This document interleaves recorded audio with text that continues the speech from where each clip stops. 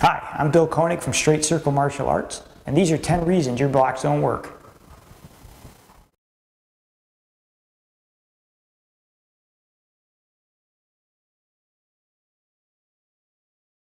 Number 10, you're trying to block. The joke with blocks is you're really not supposed to block. Blocking is a bad thing. What you actually want to do is either you want to attack or you want to parry. So when most people, what they do when they block is this punch comes at them and they freeze and they try and block. So what they do is they put their mind here, their mind stops on the block, and then their whole body stops. Then they have to unblock and then retaliate, which takes a lot of time. In reality, your blocks are really either an attack or a parry. So if it comes, either I'm destroying it, so it's an destruction, or if it comes through, it's a parry. I want it to go away from me so I can come in and do my work. So when you do your work, you don't ever want it to stop. You want it to continue to flow. Even though we call them blocks, there are no blocks.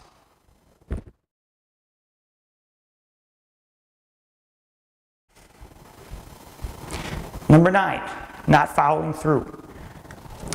When most people block, what they do again is they focus on the block. So they see this target, they go to hit it, and they tense and they stop at that point and they consider that a block. That really doesn't do anything. What you want to do is you want to envision you go through it. So it's almost like I'm trying to cut his arm off. I'm going through the target, if it's an attack. So when it comes to me, I go through the target. It is not a stoppage. So make sure when you throw this, you want to envision going through, not stop.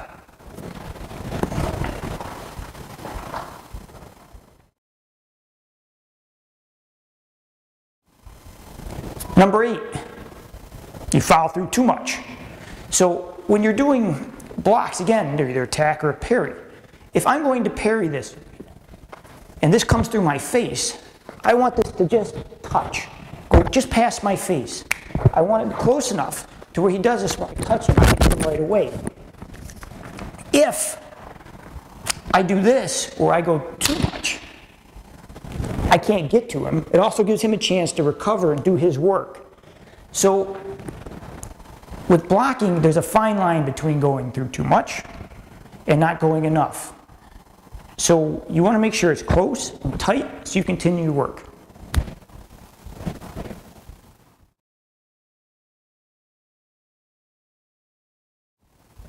Number 7, refusing to move. When most people are attacked, they panic and they try to block. So they tense up and they try to block. But they don't just tense their arms, they tense their feet. And that's okay if this guy stops like this, but nobody stops like this. If this is a heavy guy with a big commit and he walks through and I stop and lock my feet, I'm going to get knocked back. I don't care if you're a hard style or a soft style. When he comes to me, it's important that I get off the line or I move. Whether it's the inside or the outside, it doesn't matter. If it's a heavier blocking style like this, I still have to get to the outside or inside. If it's a lighter style, I have to move like this.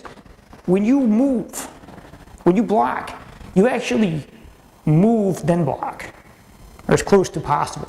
But you don't block then move. By the time you try and move, it's way too late. So make sure you get your feet underneath you and you're out of the way, otherwise you're probably going to have a bad result.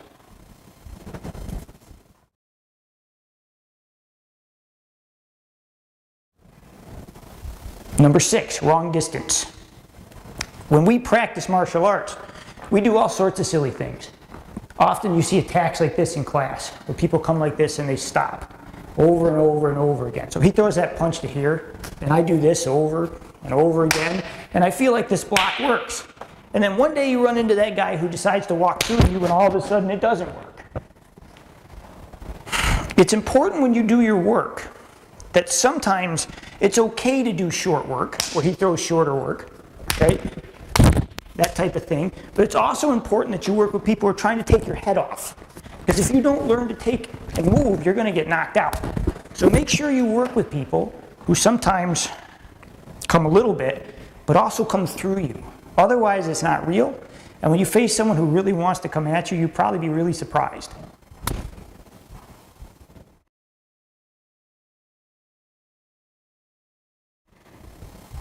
Number 5, it's too big.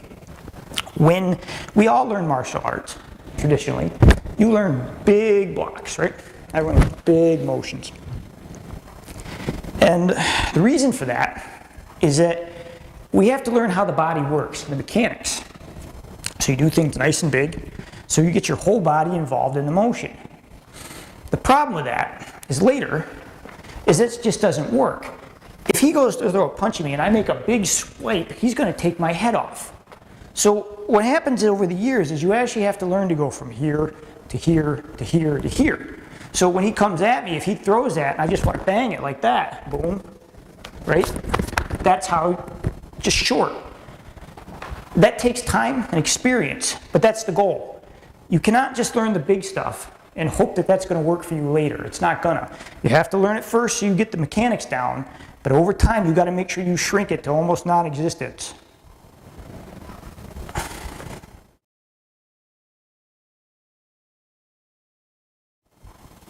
Number 4, other applications. When we learn blocking, right, usually there's a second hand involved, there's other motions involved, and what happens is we get in our head that this is just a block or just a block. A lot of times these aren't just blocks, right? They could be strikes, right? They could be destructions, they can be parries, they could very well be things like breaks and pops where you learn how to kind of come in or you learn how to kind of come into things. So what you're learning is the motion, right? When you do these motions, it's important that over years you study a lot of different variations to where you understand it's not so much the technique that's important, but the motion involved. Once you understand the motion, you can do many things off the motion. Don't limit your mind to just one.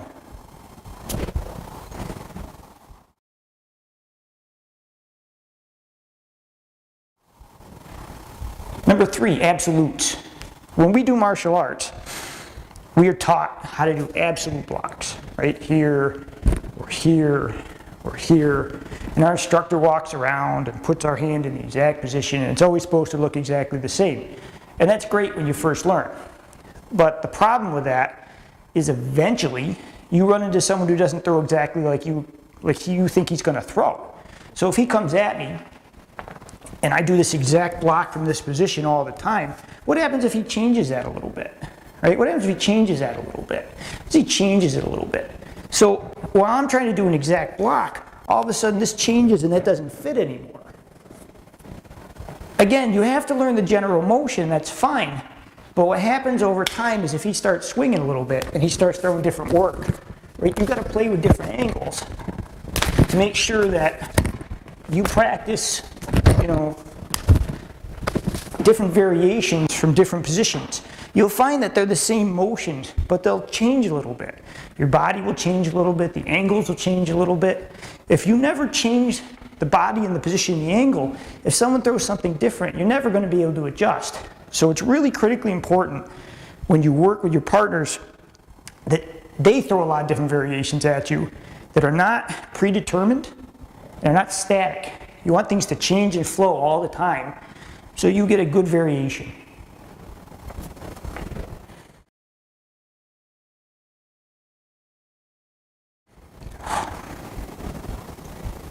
Number 2, block then hit. What do we all learn in martial arts when we first start, right? We block, then we hit. The problem with that is he's hitting, then he hits. So if I go to block and hit, he's still coming. And then maybe I block, and then maybe I try to get it, and he's trying to hit me again, and then I get swarmed. You cannot just block and hit. It's got to be one idea. When he comes to me, boom, I want to be one motion. He comes in, boom, one motion. So whether it's this, right, where I come in off one motion, it could be one hand, right, one. It could be two hands, right? It doesn't really matter, but you want to be together. You have to be together with your work. If you're going one and two, you're at a real disadvantage, and it's probably not going to end so well for you.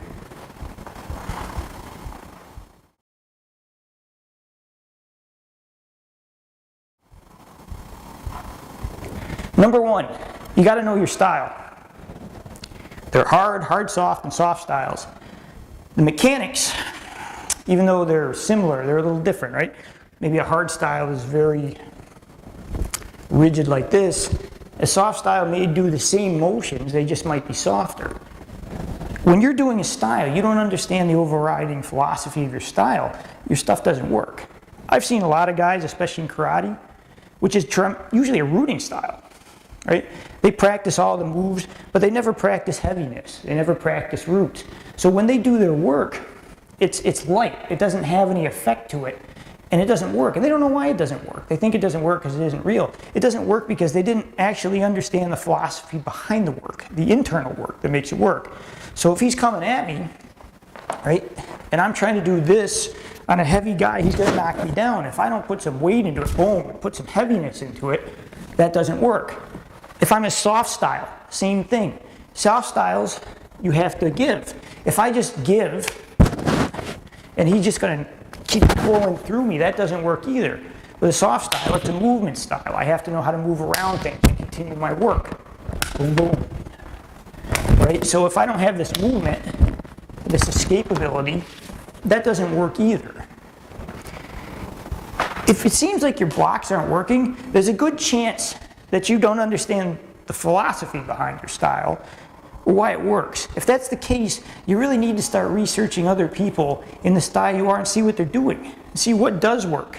Because if it's not working, it's not doing you any good anyways. So please research it and really understand, are you a rooting style? Are you a movement style? Are you a whippy style? What do you do? If you don't know that, you're already in trouble. This is Bill Koenig for Straight Circle Martial Arts. Thanks for watching. I'll see you next time.